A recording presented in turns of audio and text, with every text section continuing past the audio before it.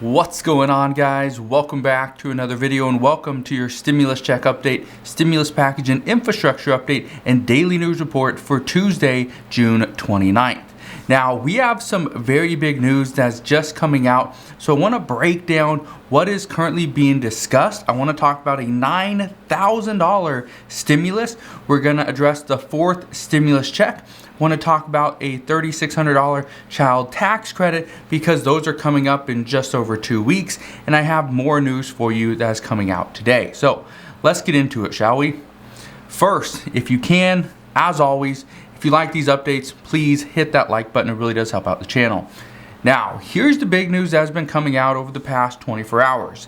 The big news is that there's 3 top Democrats, all in the Senate, that are actually proposing that the United States government give children $9,000 in order to help them with their future expenses. This is big. This is in addition to the child tax credit of $300 and $3,600. Here's what we know. This proposal is geared towards helping younger adults purchase a home, pay for future expenses, and just start a family. This proposal is being proposed by Senate Majority Leader Chuck Schumer, Senator Ron Wyden from Oregon, and Senator Bob Casey from Oregon as well. This bill, or this proposal, is going to be called the Young American Savers Act, and the money can be used once the child turns 26.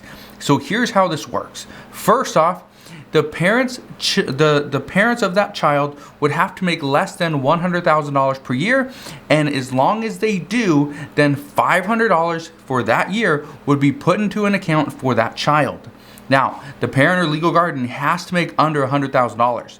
As of right now, I do not think, or as of reports are coming out, there's no phase out if you make over that. So if you make $101,000, your child does not get the $500 for that year. The way it works is the federal government would put $500 in an account for your child every single year from 0 to age 18. That is where they're coming up with $9,000 or up to $9,000. Now, there are estimates that say there's roughly 48.3 million kids that would qualify for this $500 per year stimulus or per year benefit. However, some are already saying that this is the problem with lawmakers, is they want to pass large and big, robust packages. The problem is they push everything off. They don't do immediate relief and immediate assistance. And according to reports, that's what the American people want.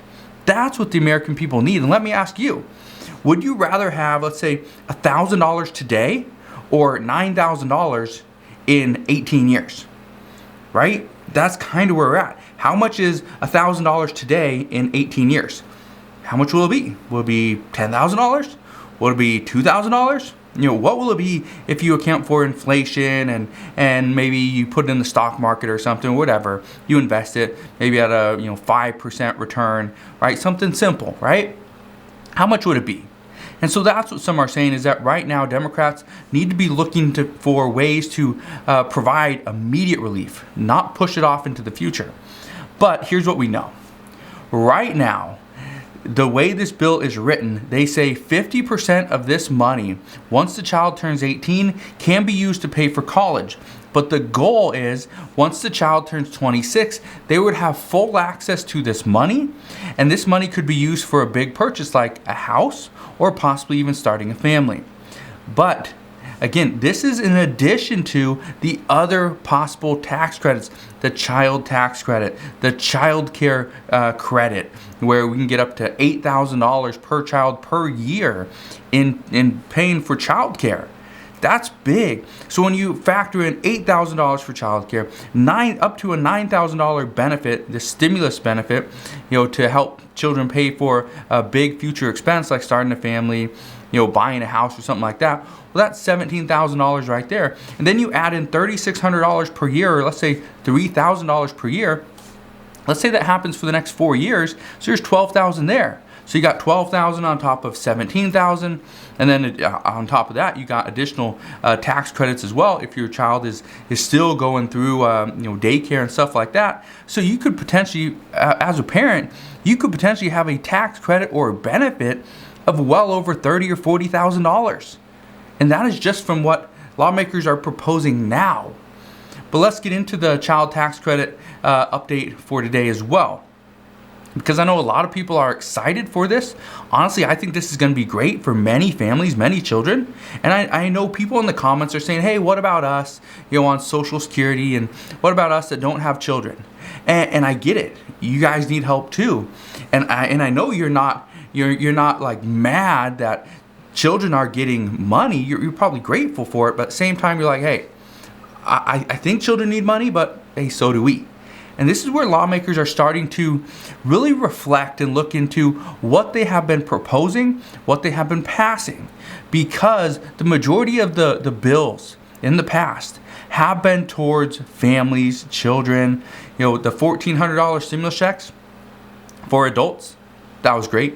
The $1,400 stimulus checks for children, some are saying that was way too much. So I don't know what side of the fence you are on, but some are saying that it was just way too much. Children don't need $1,400. So here's what I can tell you right now. First off, the proposal for that extension of the child tax credit of the $3,000 or $3,600 per year, that is something that many lawmakers want to extend to 2025, past the 2021 deadline.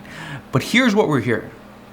Right now they say, or lawmakers are saying, they want to wait and see over the next few months and really determine, is this child tax credit payment, is this beneficial? Is it pulling kids out of poverty? Is it bringing the amount of people that are food insecure, is it bringing it down? Right? Are we seeing the amount of homelessness? Is that still going up, or is it leveling off, or is it actually dropping?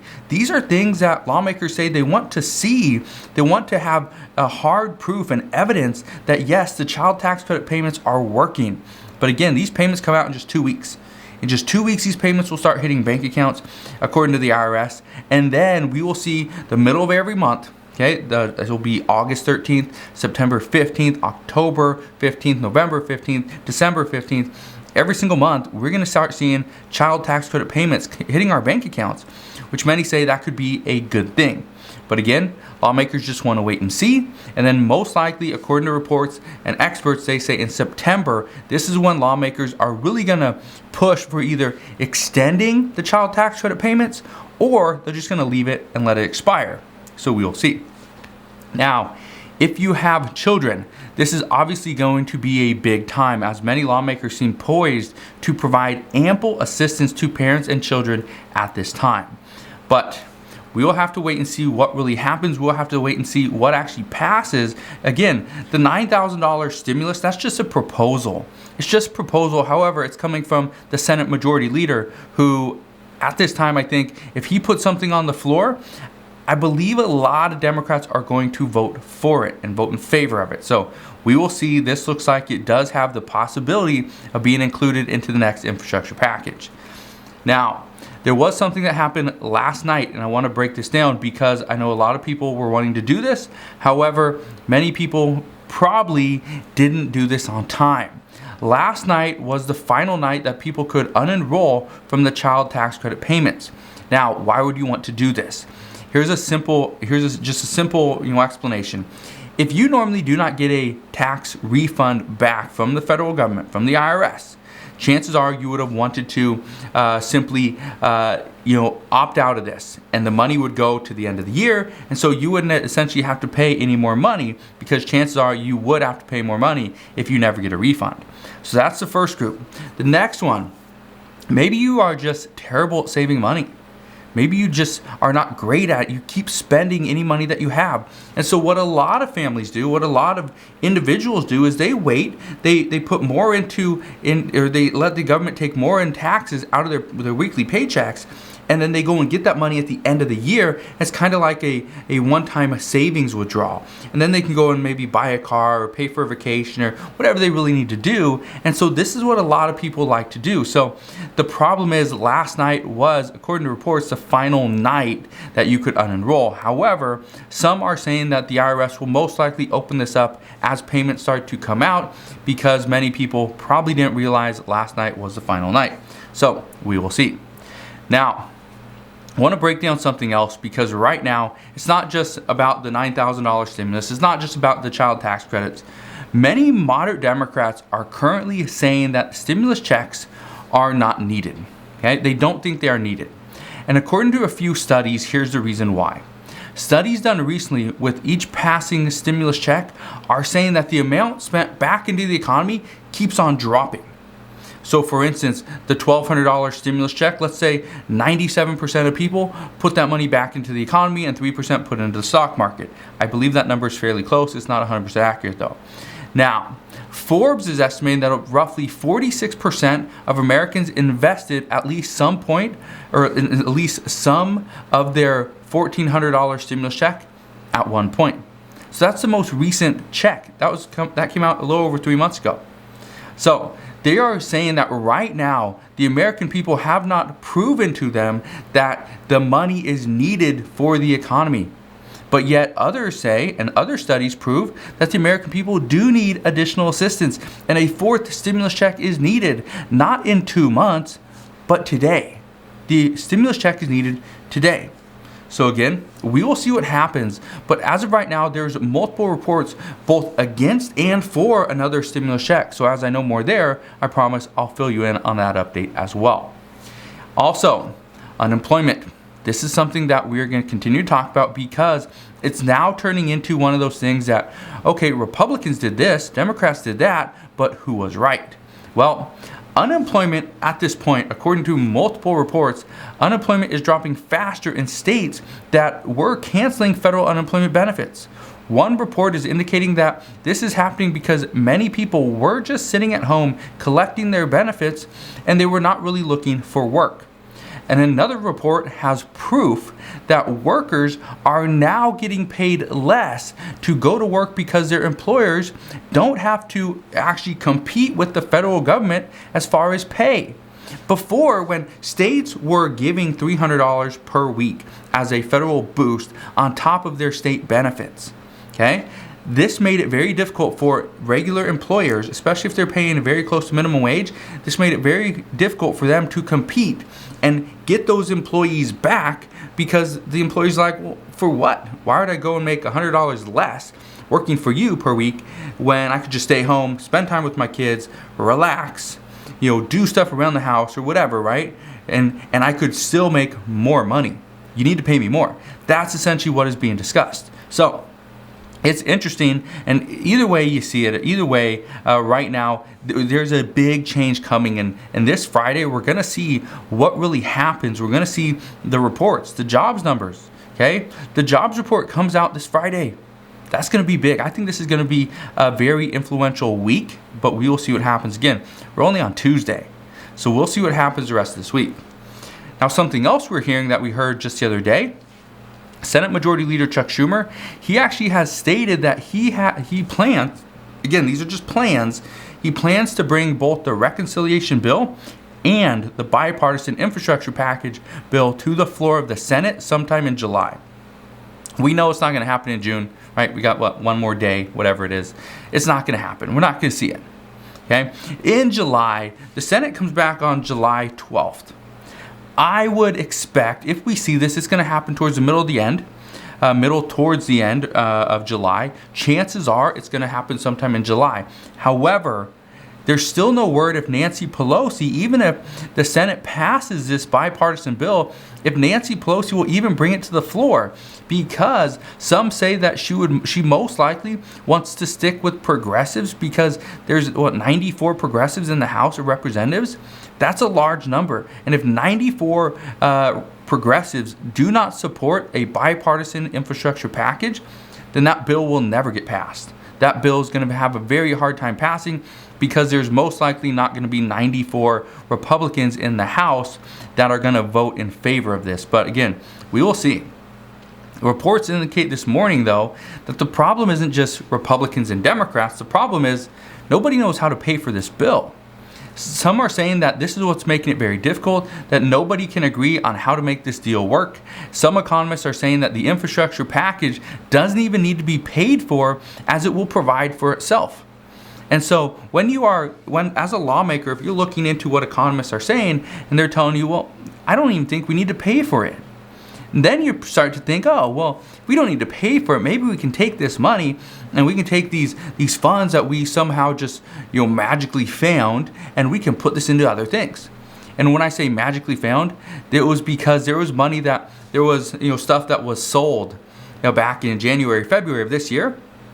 And the federal government or Democrats are actually taking that money. I think it's like $45 billion, something like that. And they're reallocating that sale towards, okay, we sold something, 5 months ago. Let's take that money, let's put it into this bill, right? That's essentially what's happening when really the money was kind of already spent. So we'll see what happens there, but there's a lot of talk. There's a lot of discussion as to who's doing things right, who's using some gimmicks and some tricks in order to, make this fantasy financing. Again, as we know more, I promise I'll fill you in on that update as well. But what we do know is that President Biden is adamant on passing this bill, this bipartisan bill. So is Mitch McConnell. But President Biden doesn't want to stop there. He wants to provide more for the American people. He wants to keep pushing for pre-K. Okay, this is pre-kindergarten, so preschool. He wants to keep pushing for this. He says that we need an additional 4 years of schooling. But he wants to push for 2 years of preschool, and he wants to push for 2 years of free community college. This is the reason why. He says, and there are experts that are saying that 4 more years of school will help Americans finally compete with China. So everything at this point seems to be like, okay, let's help the children, let's help the parents, let's compete with China. Those are the 3 priorities. If you look at our infrastructure package, by providing better roads and bridges and railways, ports, it's going to help us compete with China. This is something that you hear lawmakers say all the time. It will help us compete with the rest of the world. Well, shouldn't it also be that, okay, well, if we don't have to go and change our tires all the time because our roads absolutely suck, then the American people would actually have a little bit more money to put back into the economy or put into their own lives, save a little bit of money, maybe retire at a little bit of a younger age instead of dying, 11 years after they retire. And so there's a lot of discussions, there's a lot of reports, and trying to break down what's currently being said, currently being discussed, currently being actually worked on.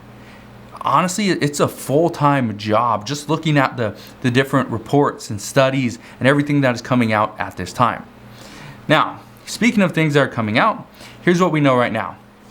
Many residents of different states are actually suing their governors because they are canceling their $300 per week unemployment boost. Some states, for example, Texas Governor Greg Abbott, he's being sued. He's being sued by Texans.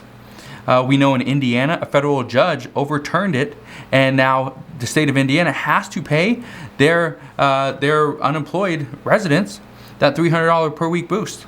That's actually been delayed for a little bit, so that's actually good news there. And in addition to that, just today, and I want to bring this up because I think this is extremely important as well. Just today, Royal Caribbean International said that all unvaccinated guests 12 years of age or older would have to go and pay for, out of their own pocket, COVID travel insurance. Many of you probably have no clue what this is, so I want to break this down. COVID travel insurance allows people to go and travel, and if they have a COVID-related expense, for example, let's say they have medical bills when they're traveling, this COVID insurance would cover that.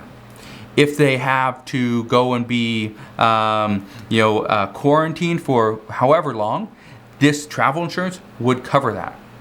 If you have to, let's say, be evacuated from an island, for example, let's say people go on this Royal Caribbean International cruise and they're down in Mexico, they test positive. Well, the cruise line initially was paying the money, was out of their own pocket to get the travelers back to their home state. They're paying out of their pocket, right? And so this is now the reason why that the cruise lines are either saying we have to have a vaccine passport, which out of Florida you cannot have. The state of Florida actually bans that from cruise lines from asking for proof that you have a vaccine. So what they're doing now is any unvaccinated guest 12 years of age or older will have to get COVID travel insurance.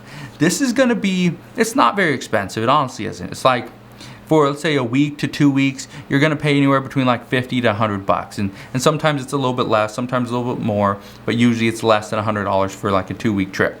So the cost of the insurance, according to some experts, even though it's not very expensive, they do believe a free vaccine is going to look a little bit more appealing to the parents, as opposed to spending $50 to $100 for every single child to go and get COVID travel insurance. So this is just another tactic, not only to keep people safe and to take the burden off of the cruise line, but it's also another way to push people to go and get the vaccine. So let me know what your thoughts are on this down in the comment section below. I just thought this was an interesting story, and I just wanted to cover that really quick. So again, thank you guys for watching. Have a wonderful rest of your Tuesday morning and Tuesday afternoon. If you have any questions whatsoever, please ask your questions down in the comment section below. Again, thank you guys for watching. Consider subscribing, and I'll see you guys on the next one.